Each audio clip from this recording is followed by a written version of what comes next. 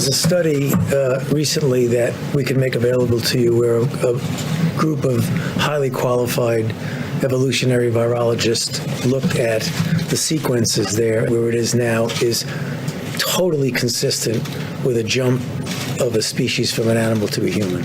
That was Dr. Anthony Fauci nearly 3 years ago, suggesting COVID came from nature. And now there are new calls for him to testify tomorrow at a House hearing on COVID origins after the Energy Department joined the FBI in concluding the pandemic likely originated from a lab leak in Wuhan, China.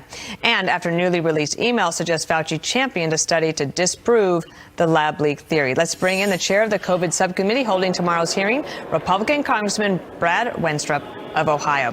Congressman, what was your reaction when you first saw these emails that showed that apparently Dr. Fauci commissioned and asked for the study about whether the COVID started in Wuhan by nature or in the lab?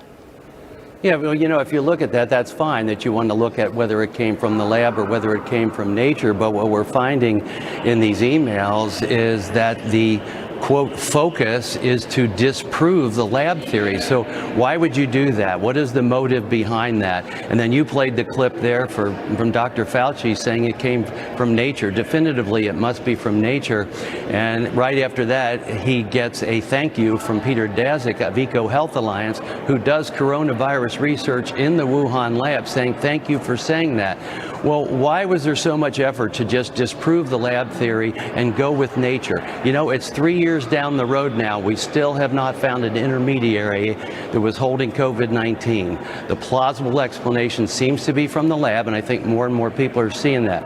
I sit on Intelligence Committee, so I've been gathering a lot of this evidence over the last few years that does have the breadcrumbs leading towards the lab. That's my opinion at this time, but we want to be able to get to the facts and prove this not only for the American people, but for the world, so that in the future, we can predict a pandemic, prepare for a pandemic, protect ourselves from it, and at the end of the day, if we can prevent one, then better yet. But we've got a lot of work to do, and if there were things being done for motives, such as personal motives or political motives, as opposed to actual science, then we have a problem with our system that we need to correct. Will Dr. Fauci testify tomorrow at your hearing?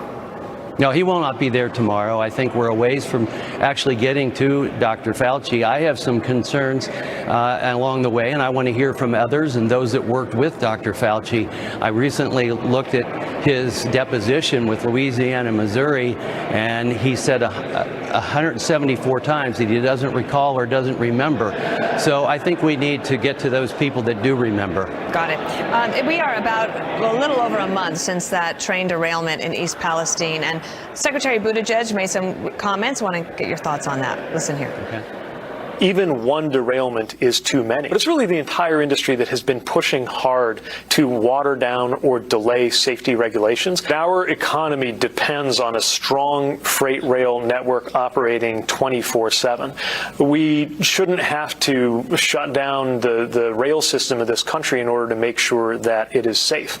So what do you make of that, and what do you hear from the residents in East Palestine? How are they doing?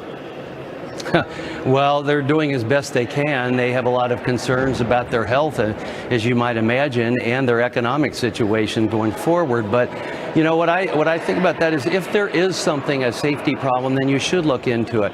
From what I understand, that 99.9% of hazardous material through rail reaches their destination safely. But one is too many. And so you do need to look at it. But I would not say you shouldn't shut things down until you actually do know. So let's look at the facts. Let's make sure that we're doing things right. What was the cause of this particular incident, and how do we correct that from happening again?